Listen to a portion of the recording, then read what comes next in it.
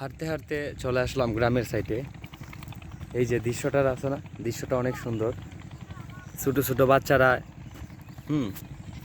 গাছ নিয়ে যেতেছে, ধানের গাছ যেটা আছে ছোট গাছ, ওইগুলা নিয়ে যেতেছে। এইগুলা একদিন বা 2 দিন রাখার পরে যে এইটা যেরকম এইরকমভাবে এটা রোপণ করা হইব। তো 2-3 মাস পরে এর থেকে ধান হইব, ধান থেকে চাউল, চাউল থেকে ডাইরেক্ট আমরা ফেটে যেটা আমরা খাই আর কি। দেখলাম অনেক সময় ধরে এই যে এইরকম একটা জায়গার থেকে এগুলা উঠায় বাঁধছে, বান্ধার পরে এটা এখন মাথাত করে নিয়ে যাইতেছে একটা ঝুড়িতে। এটা বাড়িতে নিয়ে যাব, বাড়িতে নিয়ে যাওয়ার পরে এটারে এই পানির মধ্যে ভিজিয়ে রাখবো, না হলে এটা নষ্ট হয়ে যাবো আর কি। তো এটা কালকে বা পরশুর দিন বা এর পরের দিন 2-3 দিন পরে এটা রোপণ করতে পারে জমিতে।